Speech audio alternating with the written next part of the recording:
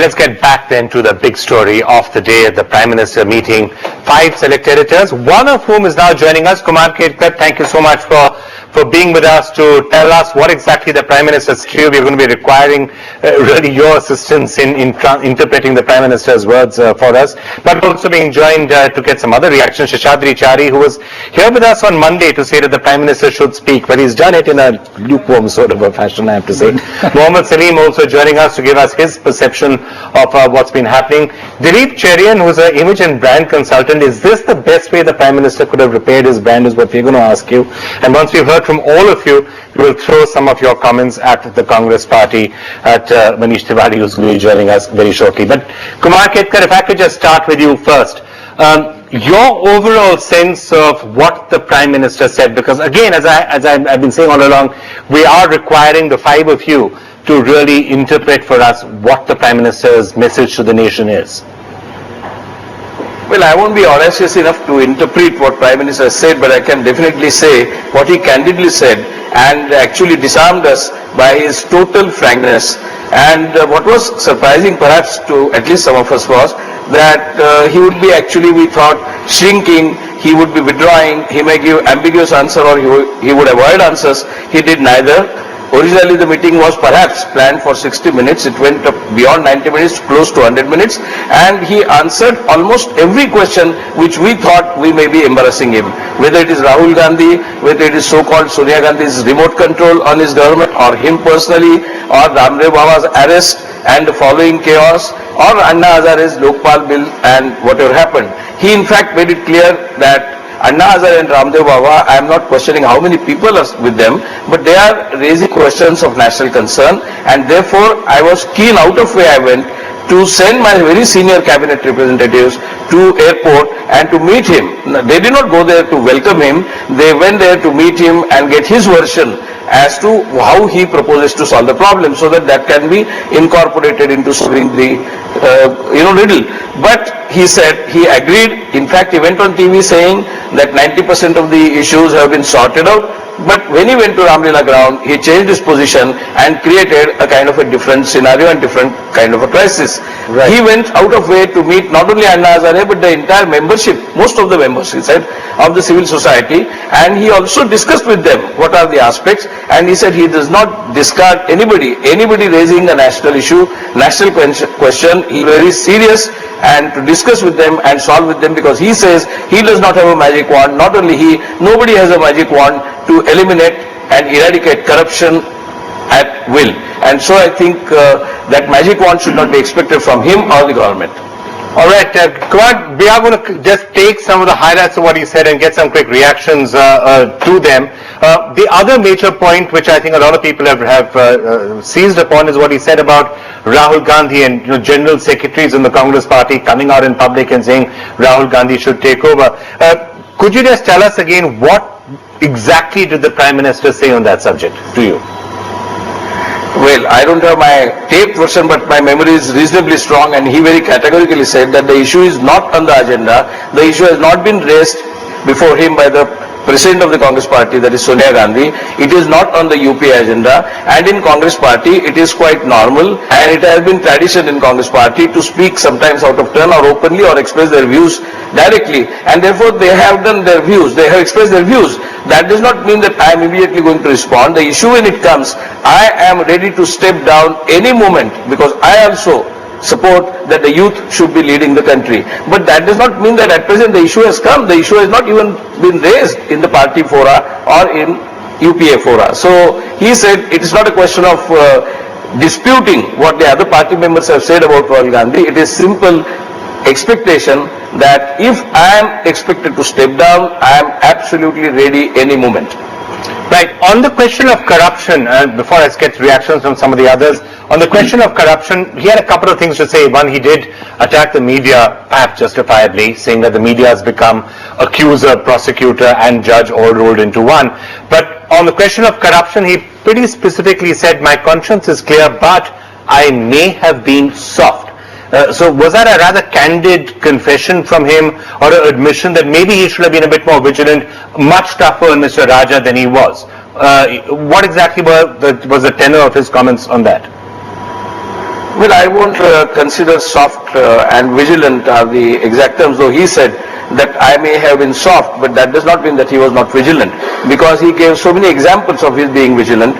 He said in 2008 he wrote so many letters to Raja directly, and all those letters are public document, anybody can verify them, and I was asking them the question, that ministry and Mr. Raja, I was asking questions, and every time he replied, and the question was not whether I trust the reply or not. If I went on scrutinizing every single file of every minister and every department, I will have no work to, I cannot do any work at all as a Prime Minister. I am working 18 hours a day, and if I start distrusting my ministers when they bring their statements and say that this is the most legitimate argument I am making, I have to stop somewhere questioning, and I have to stop somewhere always suspecting something and start trusting, because without that trust the government will not run. It is only by hindsight later. He says he does not have the luxury that the JPC and the CAG have of calling all files, calling all the witnesses. If he does that, only do rest of the work. So point is, he did not have that much time. By hindsight he can say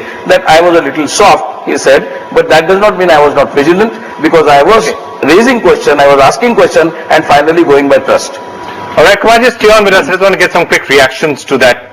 You are highly amused at the what the Prime Minister told the editors. Why was so good? I may really congratulate Kumar Ketkar, because I think he has spoken for more time than what the Prime Minister must have spoken into those 5 editors. If I believe, at this rate, the Prime Minister should have been speaking for nearly 5.5 hours. I am sure the Prime Minister didn't say it in so many words. Okay, and the Prime Minister has spoken, but he has not really said anything. I mean, speaking to Kumar, let me just ask you that. Seshadri Chari said that, did the Prime Minister really say all of that, or are you interpreting on his behalf, I think is the gist of what you're saying. Did the Prime Minister... I think Vikram, let me clarify. Most probably the PMO will make the tape available to journalists, and you will hear my voice the least. You will not hear me saying it. In fact, we were quite surprised, and we were happily surprised that Prime Minister spoke most of the time out of these 90-100 minutes. In fact, he was giving elaborate answers. Sometimes we thought that we are embarrassing him. Sometimes we thought we were audacious. But I think he was very candid, he was forthcoming, and he actually disarmed us, to be honest. No, but what is most important is, has he really served the purpose? But the question is not, I was not speaking, or no editor. You can hear the tape. Sheshadri ji, please ask PMO to give you the tape, and you will find out that we spoke the least. Mr. Kumar Ketkar, I believe you. Let me say that the Prime Minister really spoke, but what he has said, speaking and saying are different. Has he really said anything new? Has he really said anything that we did not know? Has he really said anything? In the first place, was it proper on his part to select 5 editors? I have no quarrels as far as Kumar Ketkar is concerned. I am very glad that at least one editor from Maharashtra has been selected, one editor from some other place of the country and all that. Well, I don't know only as a Maharashtra editor. Basically, what was expected of this Prime Minister is to instill a confidence in the people of India that there is a Prime Minister, there is a functioning Prime Minister, and he is doing something for all the problems that the country is facing. Where does that come out of this meeting? Okay, that's obviously a question that Kumar can't answer. We're going to have to ask the Congress Party or the PMO as to why only 5 people were selected for that. Yeah, but why only these 5? Even I was surprised that I was invited. All right, fair enough, and that's really not a question of Kumar to answer. We're going to throw that to the Congress Party once all of us have had something to say about it. Mohammed Salim, just wanted to ask you your basic take on what the Prime Minister had to say today. First of all, see, it's become a quite celebration for the national level, at the national level, that ultimately the Prime Minister has spoken on certain issues which the nation is concerned about. And that's true through 5 exclusive club members of the chosen editors. And now the interpretation has come. So that itself says the condition of the UPA government and its response to the burning issues like corruption, price rise, and all other happenings. Now the question is, it's a very limited form of democracy that the Prime Minister and the UPA government is practicing. When the people are on the streets, when the people are agitating, and for last 2 years the Prime Minister says that I may have been soft, but vigilant, if I believe, I trust Mr. Ketkar. So in that case, what was the vigilance? In 2008 February, the CPIM parliamentary party, we had a press conference, we have written to the Prime Minister that this is what's happening under Mr. A. Raja, under the nose of the Prime Minister. And the Prime Minister later on exposed that the Prime Minister office has allowed them to do whatever they like because of the compulsion of the coalition. And Prime Minister also candidly said that it's a coalition dharma, compulsion of coalition, that's why he could not take any action. That means staying in the power but not speaking to the people, not taking the parliament and the people into confidence, and now confession. Fine. Let me just get Dilip Cherian in though on the brand building. Now, if you had to advise the Prime Minister on how to repair the damage that his brand or his image must have received in the last few months of turmoil, of perceived inaction, of finding Manmohan, is the Prime Minister going to stand up? I have to say that there is a certain amount of bafflement as to why he would choose to do it in this particular manner. No disrespect to Mr. Ketkar or any of the other very eminent editors who were caused, but perhaps the Prime Minister should have directly addressed the nation on Doordarshan, if necessary, had cameras in there.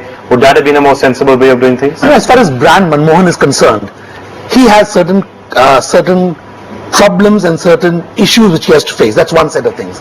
But also, what are his strengths? He's not good on television. He's not telegenic. He cannot come across combative or enough or even react well. And he actually chose the most comforting situation there is, where he's having a discussion, 5 senior people, etc. But the point is that he chose a medium that he is comfortable and familiar with, where he thinks he would come across well. As obviously he did. We just heard from Kumar, he came across very well. And as far as he's concerned, but the question is that now for the rest of the nation, there is always going to be an interpretation question of what exactly did the Prime Minister say.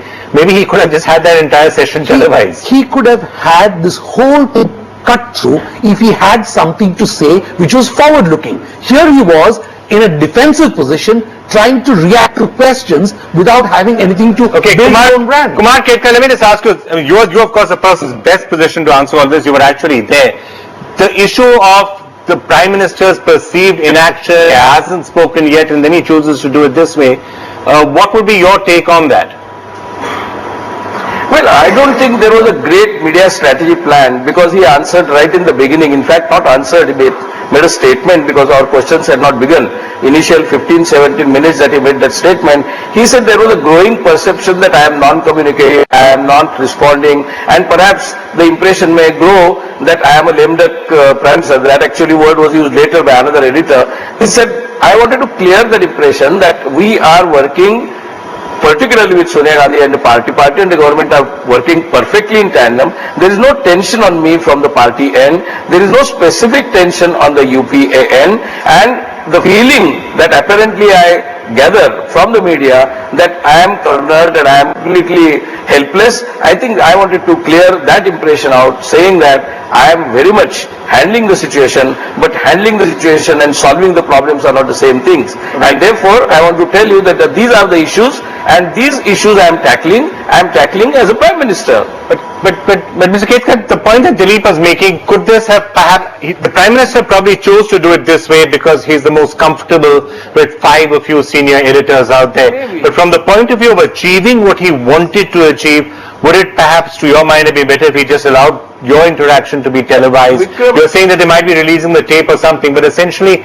has he achieved his purpose is the question that we are trying to understand.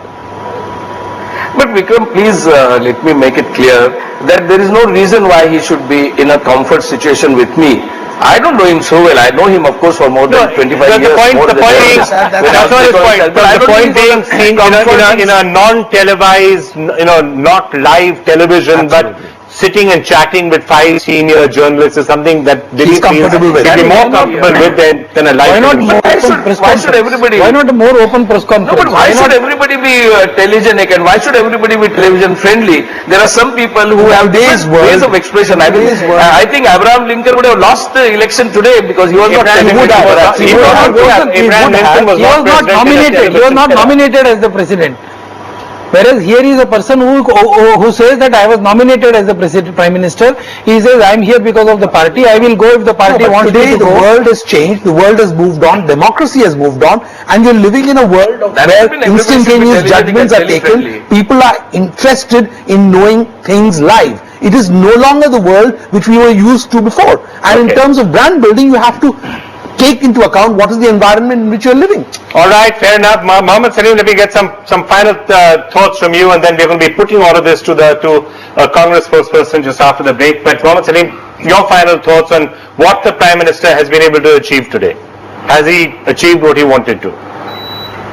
The people wanted the Prime Minister and the government to take certain actions, bringing down price rise, secondly, taking firm action against corruption, and thirdly, the attack on the democracy that's going on. The government should make it clear its position, and the US pressure on whatever promises he has made, and now it's all falling. So we get all that. Right now the Prime Minister wanted to speak up to say, I am there, I am assertive, I am in charge. That was the limited function right now. Did he achieve that?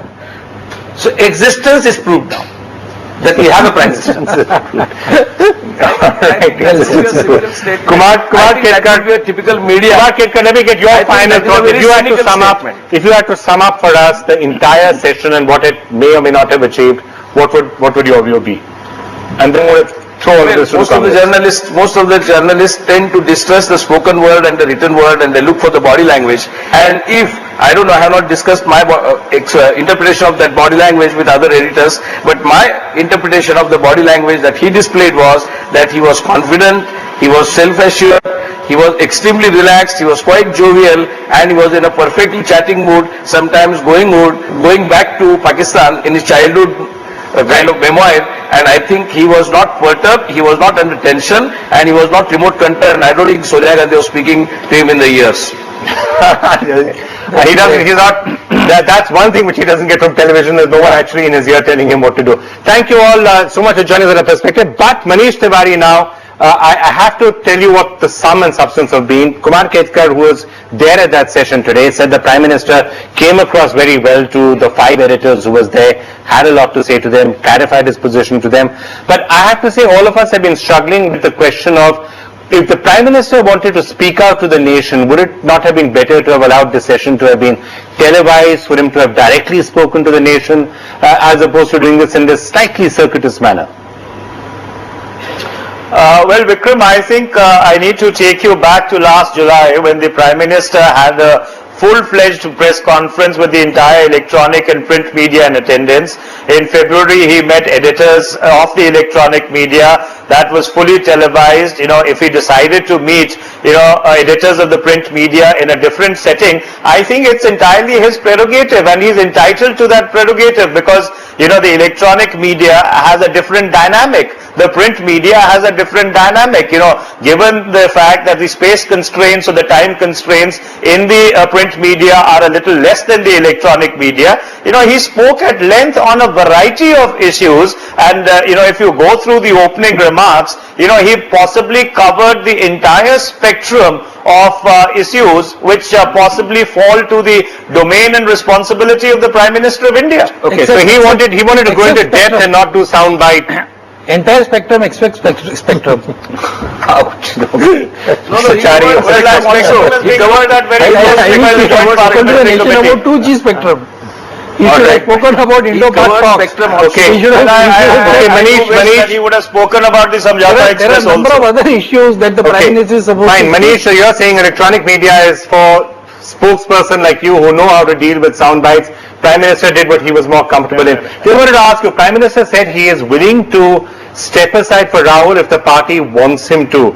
Does the party want him to? Well, I think, Vikram, if you've asked that question in a metaphorical sense, I would give you a metaphorical response to it. If somebody articulates within or outside the party that Mr. Rahul Gandhi should become Prime Minister, that is an articulation of an aspiration, and I don't think there's anything wrong with it. But simultaneously, there's a reality that Dr. Manmohan Singh has been the Prime Minister for 7 years. He continues to be the Prime Minister, and there is no difference between the party and the government. And I do not see any contradiction or contradistinction between those two positions as is being sought to be made out by certain people. The whole problem is there is no difference between the party and the government. That is the whole problem. Be a good thing. Absolutely. That is the problem, in fact. All right, fine. We have to close this particular debate right now. Thank you so much, all of you, for being with us. The Prime Minister coming out, speaking but in a slightly selective fashion today, but his message very clear. Again, if you want to read the message in detail, and as Manish was saying, part of the aim of the Prime Minister was to actually go away from soundbite politics and to give his entire message. You can read his entire opening statement on ndtv.com and read it for yourself and make up your mind. Thank you all so much for being with us. We're going to take a very quick break right now. Then after that, Pranab Mukherjee, an exclusive interview with him on his US tour, and the man who investigated that chewing gum or bugging incident in Pranab Mukherjee's office. He's joining us exclusively when we come back after this.